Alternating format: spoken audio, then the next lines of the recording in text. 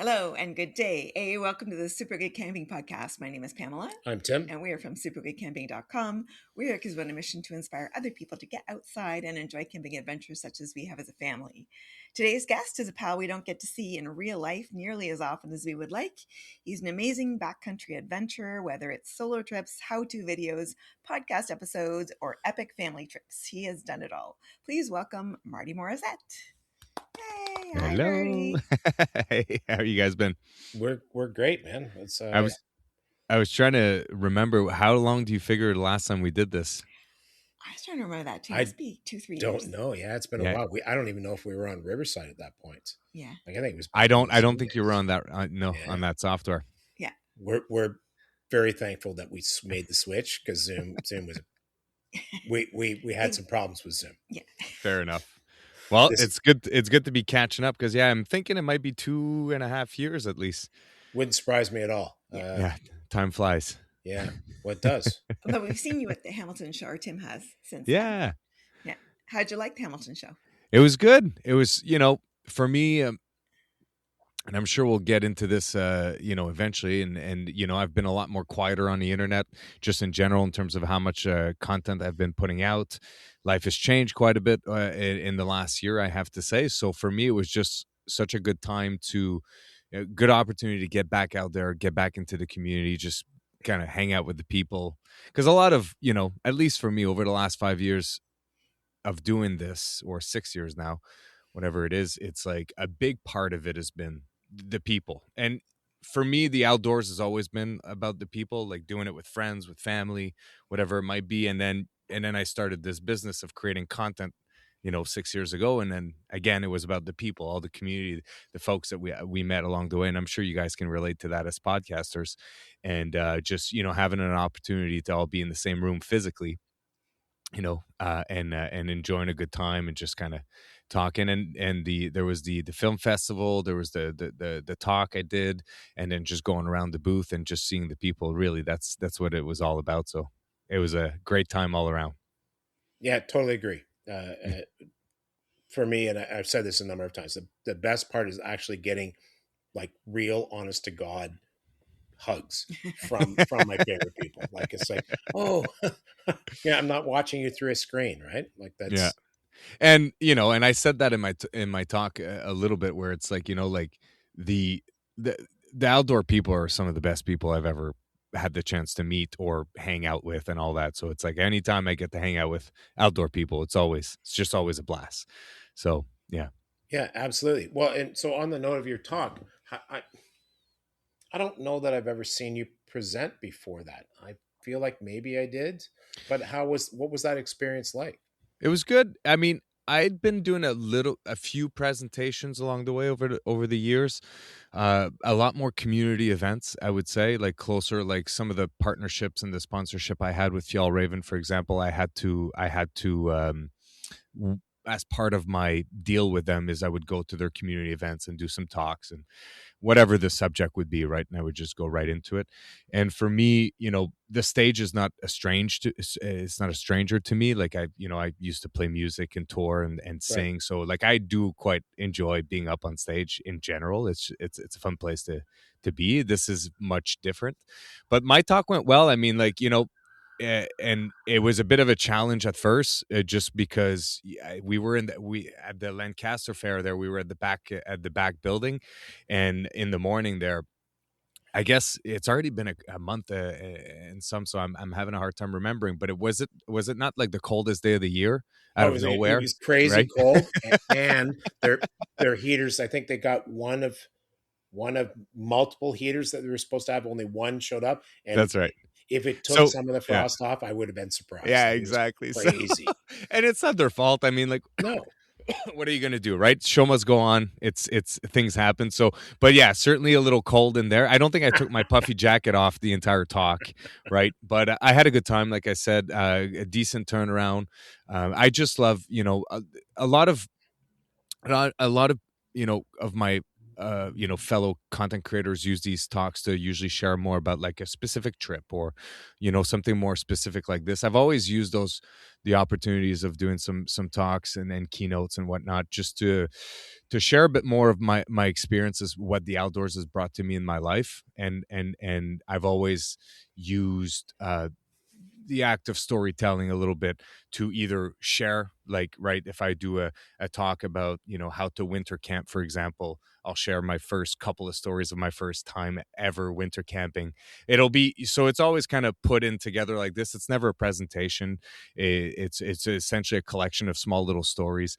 And for the adventure show, for me, what I wanted to the thing I wanted to talk about was how, it's essentially the genesis of where I came from in terms of the outdoors in general. Where it came, how was I introduced to the outdoor? How did that become such a huge part of my life? And when I look back at that story, there's a very special character in my life that comes about. A huge role model of mine happens to be, who ended up marrying my cousin, so he's very close to me, who introduced me to it when I was 12 years old. And I essentially, the whole conversation that I have on there is these little stories I've had with him along the way, and kind of the message I try to send people off within that talk that I do is to just not hesitate. Essentially, what I ask people to do is to share their stories, their outdoor stories, as much as possible, and which is a big reason why I did the online content creation. It's because if it wasn't for the stories that Guillaume shared with me when I first met him, that inspired me, that really pushed me to want to try something new, that really got me, like, that gave me the wonder of what it was like to stand on top of a mountain, for example, or to spend 3, 4, 5 days out in the bush with no communication away. If it wasn't for those stories, most of my life wouldn't have happened the way it's happened, because the outdoors has been such a big part of it. And it was the stories that really triggered and inspired me the desire to want to do that. So I kind of, I'm a big believer in that your outdoor stories should be shared, because you never know how impactful they'll be in someone else's life, because I am the product of that. So a lot of my talk essentially kind of, as I walk you through that story of my life, how I started, what it was at the beginning, what it became, becoming a content creator along the way, and the purpose of doing that, it's kind of what I send people off, is that, if there's one thing I want people to leave that chat today, is that your stories are very powerful and you should share them as much as possible, because you never know what kind of impact they'll have on someone else's life. So it was a good talk. I think people enjoyed it. People came to say they liked it. They come to say hi, and it's always just a pleasure to go and meet the people in real life. Cool. Well, it was a pretty full room as well, despite the chill, which is, I mean, it was something. Yeah, it was something insane, like -40. It was crazy, crazy cold. Yeah. I showed up in a hoodie. People were looking at me like, "What's wrong with you, man?" Yeah. But I'm like that. So, Yeah. and just to further with that, it must be awesome to be able to share those things with your kids. I speaking for myself, it's one of the things I love the most is to involve my family in my passion of the outdoors, whether it's backcountry, whether it's front country. I don't care whether it's like, taking a walk. I don't, whatever. I like, I'm glad that my kids are now to a point where they actually like to do stuff on their own, whether it's with their friends or one of them still actually jumps in a canoe and goes out in the backcountry with me. Like that's awesome. That's Yeah. The kids part of it is, it to most people on the outside, if they don't have kids, or even if they have kids, they can look at some of the stuff I've done with my kids and kind of think I'm a little, it's maybe outside of their comfort zone, or a little bit, they think I'm crazy. But I was lucky enough to, I don't know if that's luck, but I was lucky enough to work at overnight camps when I was younger as a camp counselor. So, going out with kids was just, I had been taking care of kids since I'm 18 anyways. So it was, when they came around, it was about time to get into this. It was a no-brainer for me that I wanted to share that passion with the kids. And there's a lot of reasons. I remember, once again, my mentor Guillaume, because he's 10 years older than me, but because I became an adult very young in my life. I had kids very young. We had our last two at the same, well, my first two and his last two at the same time, essentially.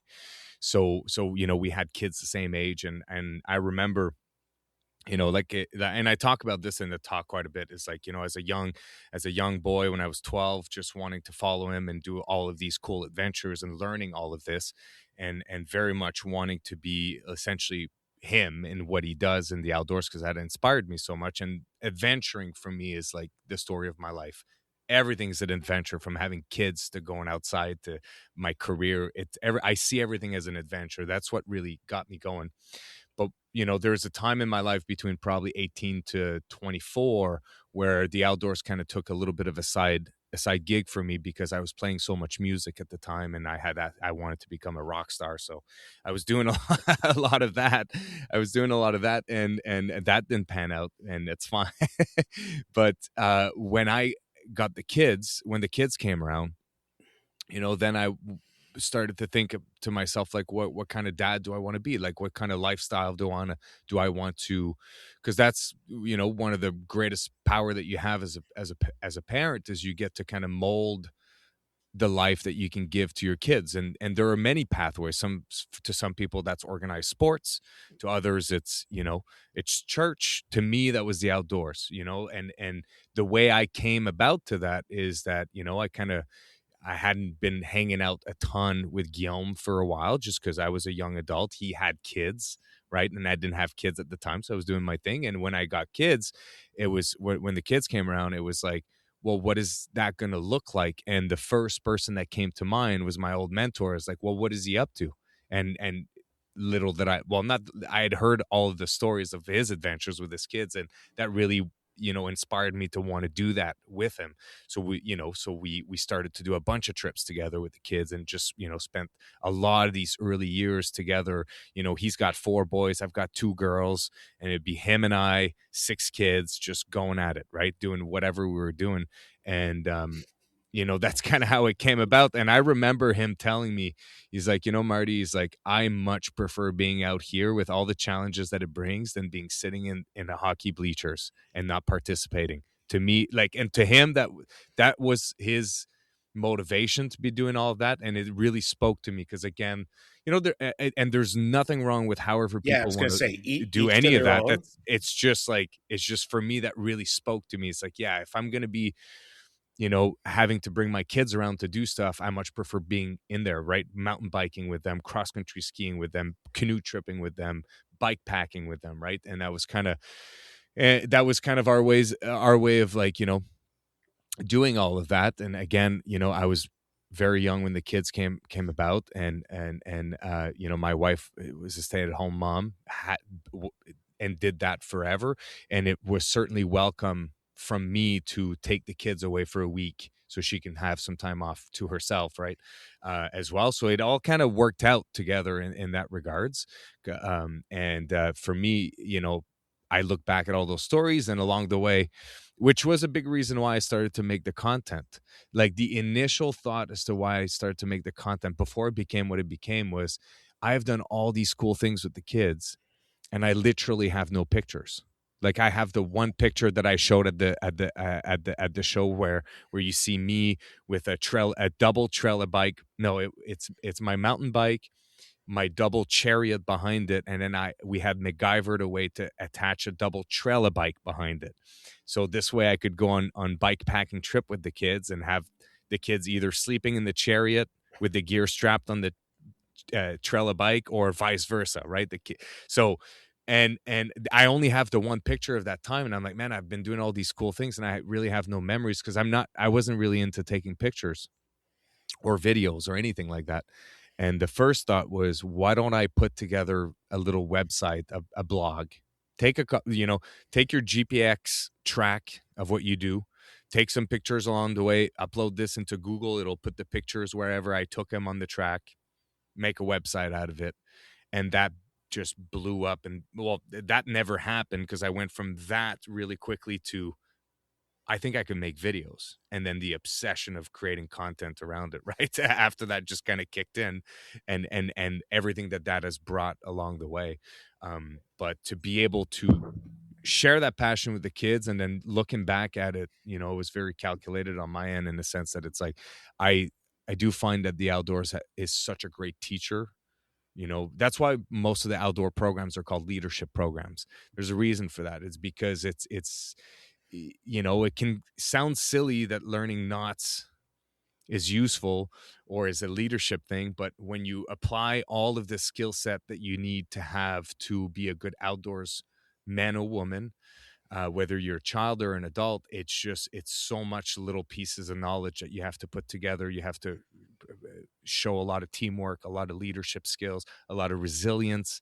I remember paddling, the kids would have been 4 or 5, 12 hours straight in the rain, right? And I'm just thinking, I'm like, I'm having these conversations with the kid because they're obviously having a tough time with it.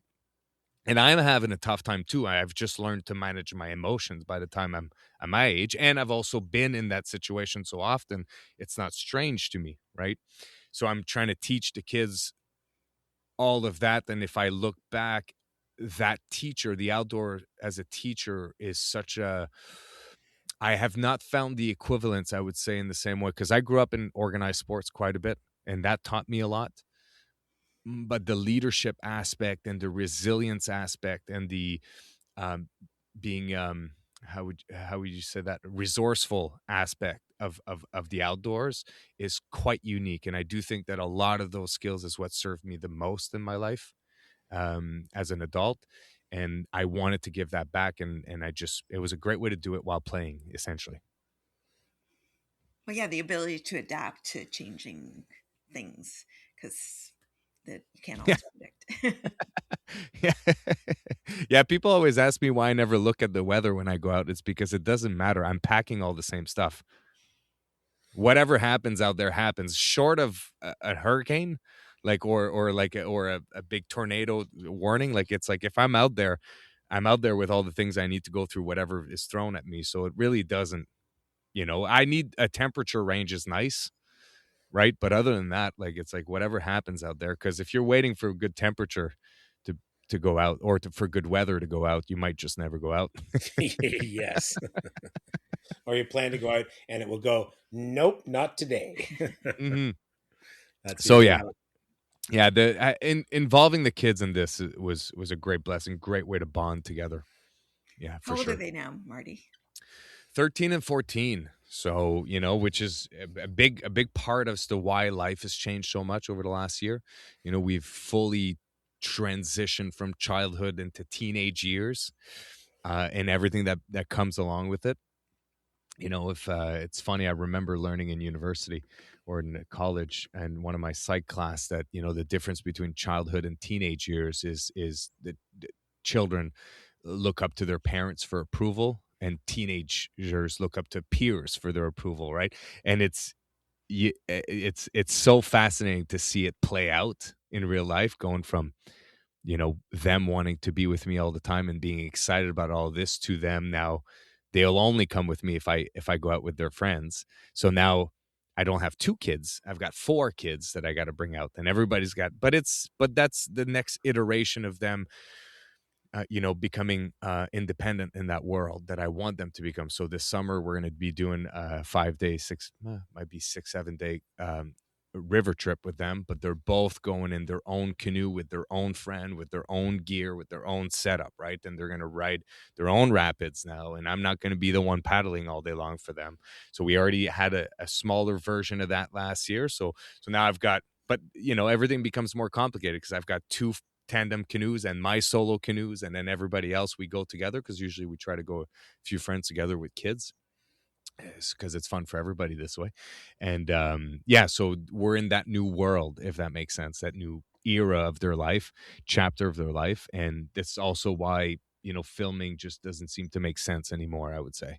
As they become teenagers and all that, and even like even when they were younger, I was, that's always something, it was interesting as a creator, is that as much as I always wanted to showcase the real thing, there's a lot of things out of respect for them that I would not showcase in those films, right? Which has been something I've talked in different conferences I've done and all that, where it's like, you don't see all the times that my kids are pretty strong and they're good at it, but you don't see all the times they've been crying or all the times that they had these things, because I just didn't feel like it was fair for me to do that. Right. So I edited those out, but just a real reality of it. But now they're teenagers, they've got friends, and I remember very specifically the last trip we did on the Des Moines that we filmed together. I knew very much that the camera was too much. Like, I knew in that moment, I was like, this is the last time I ever film. And I remember having that conversation with them, film with them at least for the moment being, because the camera was an extra now. And it was taken away at our time together. And I was like, none of this is worth any of that. I'm out here with you guys. Like, the filming allowed us to do so much because it gave us a lot of opportunities, but we made it far enough now that we can do this differently, if that makes sense. So it But was, yeah. it absolutely does. I mean, speaking to that point, I take a ton of pictures. Yep. I do film some, but I don't film it in such a way that it's going to end up being content. It's so that I can throw it on a big ass hard drive, and I can watch it every once in a while when I want to.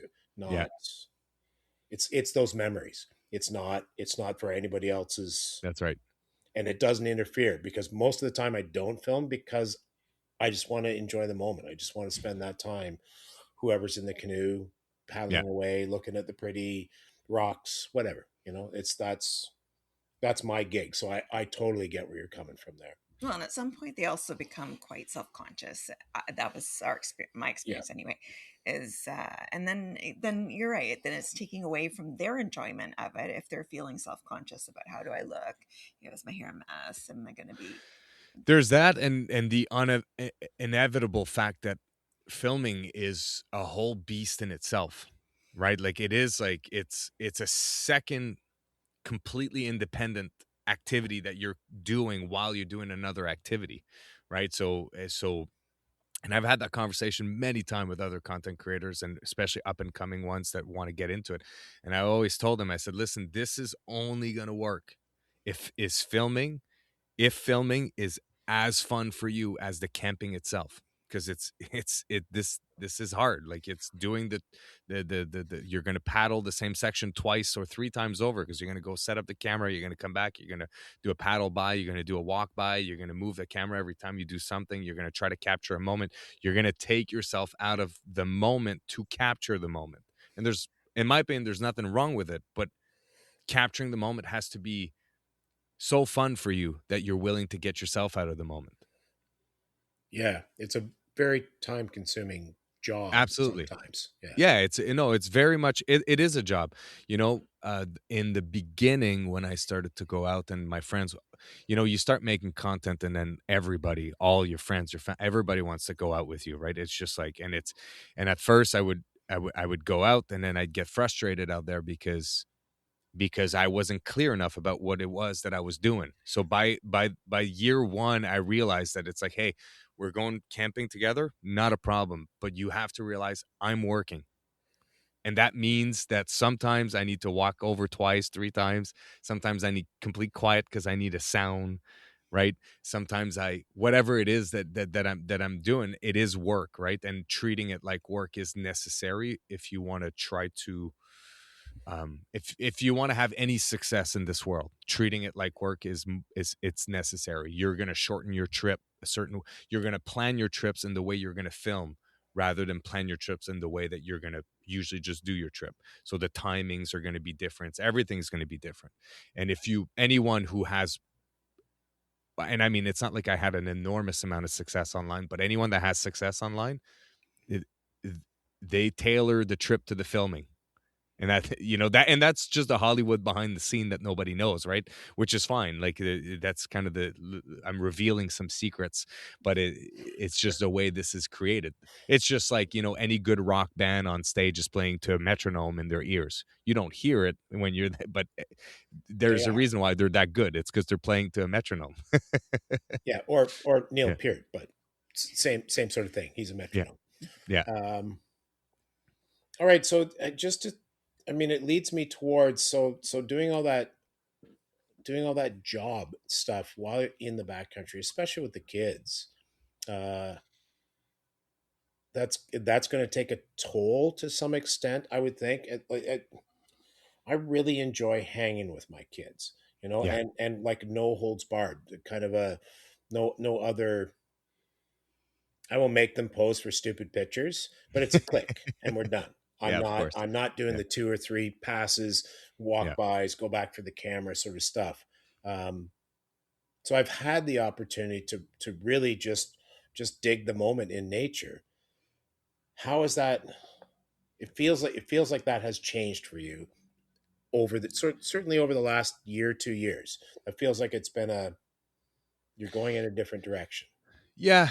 I mean, this it's an accumulation or accumulation, I should say, of like the last 15 years of my life, right? Like you know, the internet and the world that I've been entertaining in has only seen, first of all, has only seen a very small portion of my life that seems like it's all of my life, but that's the magic of Hollywood once again. It's like it looks like that's all I'm doing every day, every second of the day, but it's the internet. It's not all, it's not that it's not true. What the things I'm doing are true, but I'm not out there every day. I'm making content that'll last me every day for a while, right? So you learn all these techniques. Um but yeah, the internet has only seen this version of me, over the last 5 years, and what they don't know is nor should they know, because I've never really overly shared that. But it's like I had to become an adult very young. I mean, like I had two kids under 1 year old by the time I was 24, and life changed quite a bit for me. And from that moment, and it started in my parents' basement and with my wife today, who wasn't my wife at the time.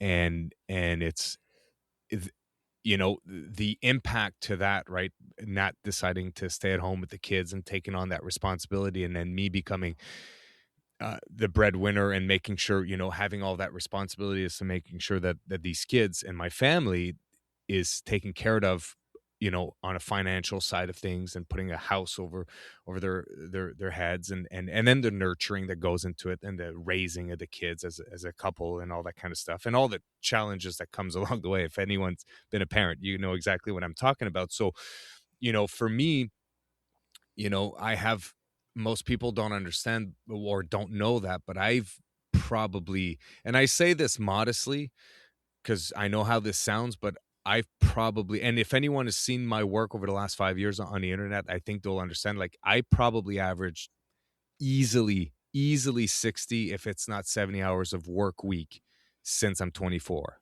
for the last 15 years of my life. Like that has been my life since the kids are born. It's like what I got to do is provide a safe environment, and that means financially and all the stuff to my family. So that meant when I first started, I always had a full-time job with the city of Ottawa, because I work for Parks and Rec for the city of Ottawa. So I manage a recreation facility and all of that. And then on top of that, I owned a first aid and a national lifeguard business, instructional business, for a while. So I used to teach a ton of first aid classes, a ton of national lifeguard classes. I'd go out and like I would do stints of like 12, 13 weekends of teaching in a row, right? And then I built two houses in that timeline as well.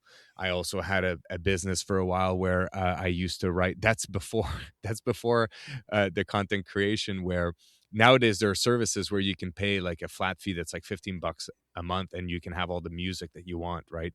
To edit your videos. Before that time, creators had to buy, it was about $120 per song on these similar kind of websites, right? And then so in that timeline, when that was the case, I used to write, I don't want to say score because that's too much. All I Right. play is Yeah. Yeah. guitar and a little piano, but I used to make songs for different not crew. Well, the internet, YouTube just wasn't what it was back then. But like I had a cousin who owned a filming a company, and he would go out and make films for different corporations, and then I would write the music, right? So I did that for a while, and then very much so the idea of creating content was like, because I always needed two jobs to get to where I wanted to get, if that makes sense, to survive, if you will.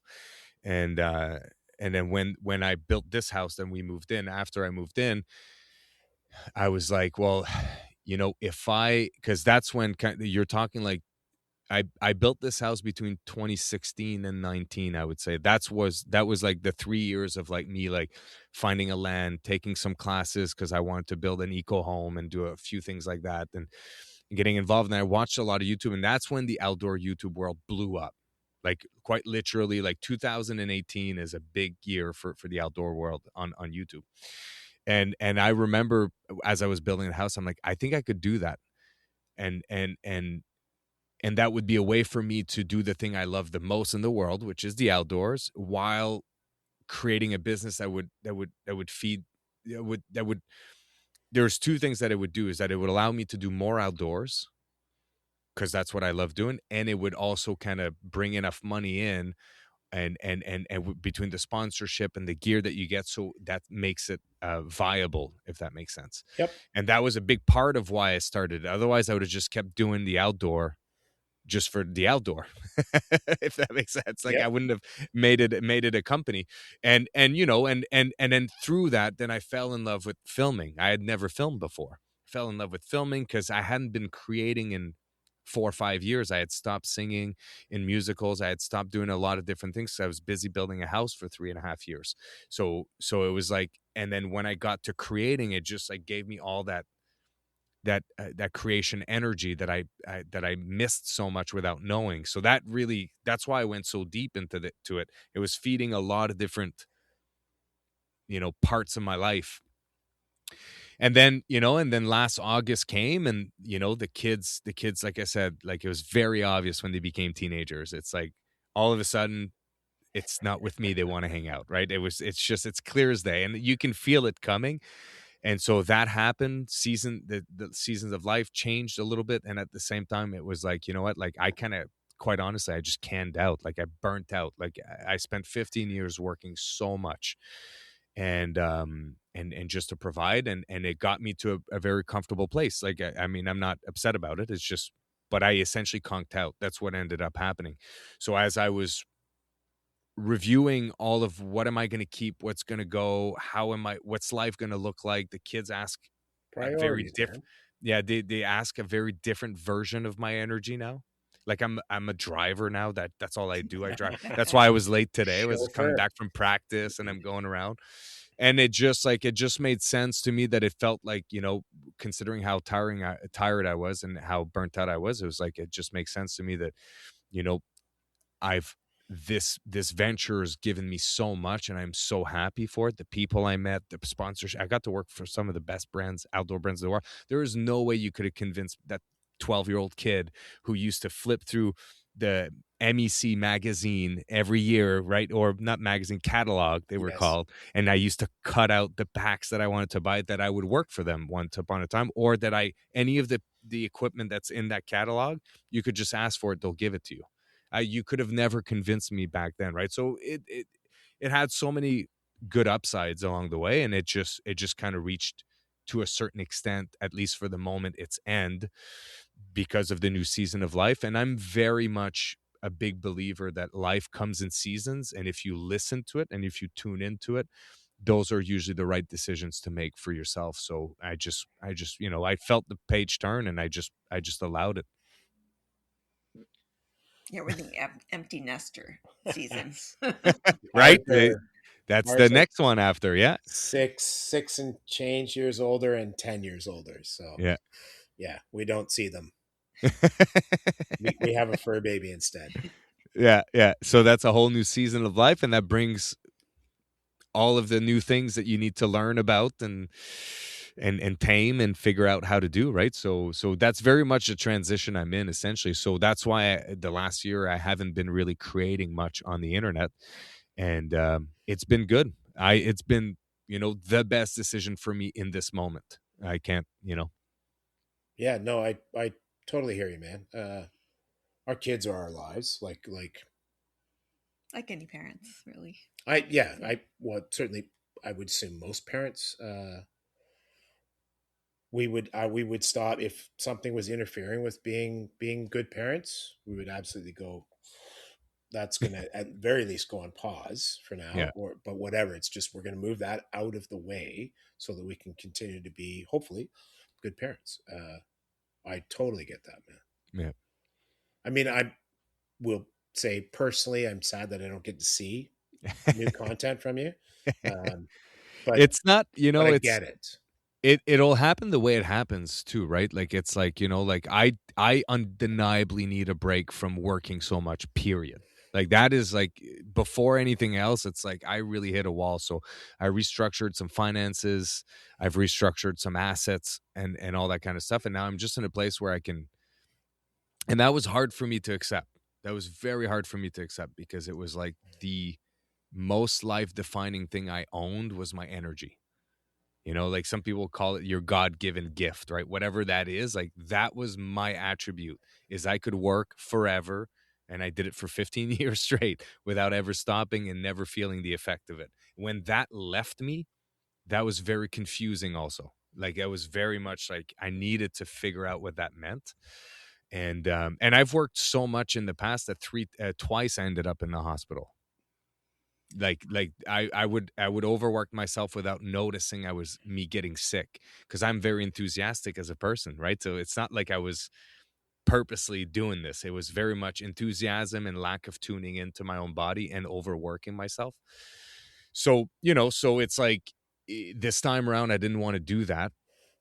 And yeah, it just kind of panned out this way. So for now, that's what it is. But I'm still out. Like like last spring, I had my first canoe trip that I went on my first canoe trip that I didn't film in 6 years, and that was beautiful to rekindle with. That was very different. I was like, wow, this is nice.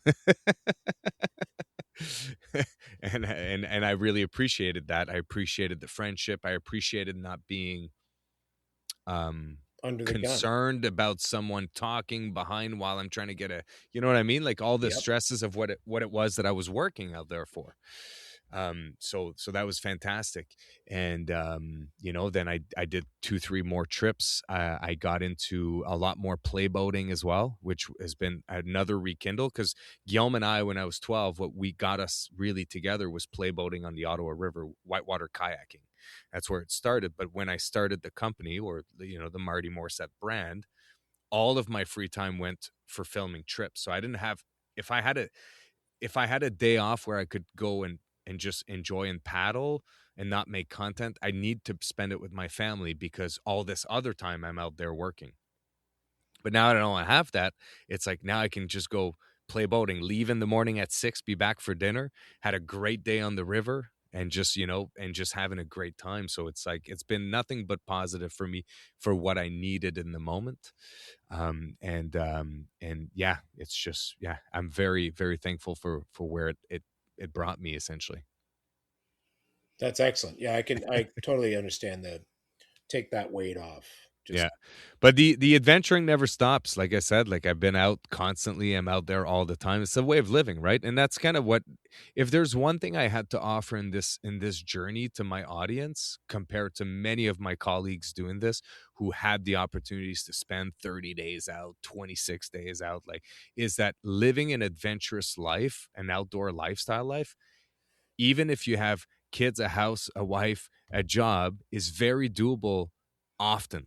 Like I was out there constantly and I'm still out there constantly. This is not a business. This is a way of living. This is what I choose to do with my time, right? And I was hoping to inspire a few people that may be in the same situation, that might have a couple of kids, with a job that's demanding, and then but on Friday night you pack up and you go out, right? And even whatever that looks like, and it doesn't have to be a northern trip for 25 days. It can literally be a river trip for 3 days, in and out, and still get your fix, right? And that's really kind of what I felt like I had to offer. That's why I don't do conferences where I talk about my trips. I don't feel like my trips are anything they're anything exceptional. I understand my skill set is that's fine, but I mean, like, it's not, going across the barren land of Northwest Territories for yep. 2 months. That's just not what I did, right? So, but what I did is I made it a lifestyle, and that's what I hope people can do the most, because it's been so beneficial for me. It's been such a positive thing in my life. Cool. That's excellent. Like that feels like we covered all the things I you have feel to like say. I've talked the whole time. That's good though. That's fine. You're a good orator, and you have an excellent mic, so Yes. I have no problem with that. Anything in particular you wanted else to tackle? Thought that wrapped No. up nicely though, the way that Yeah. Yeah. No, I'm pretty happy with it. Like, I mean, I've been looking for an opportunity to share a little bit of why I haven't been around anyways, and I'm just happy to be able to give it to you guys, to be honest. awesome. And Well, to we greatly appreciate it. Honestly, I think the part of my intro was that we just don't get to see you in person yeah. nearly enough because you're like Well, you're far. you're far. Quebec isn't close, but yeah, it's I was thrilled to find out that you were on the speaker list for the Hamilton show. It's like, yeah, I'm going to go catch at least a part of his speech because I like that dude. Thanks, man. Yeah, Appreciate all it. right. Okay, well then, cool. We'll do our outro and we'll call it done. You can go back. And then we'll wait for 100% uploaded. Yes, Yes, we please. will, because Pamela will remind you otherwise. All right, that's it for us for today. Thank you so much to our guest, Marty Morissette. Check him out on YouTube. And please check us out while you're there. We're at supergoodcamping.com. And if you want to reach out to us, we're at hi@supergoodcamping.com. That's hi@supergoodcamping.com. And we'll talk to you again soon. Bye. Buy some of our merch. Bye. Perfect.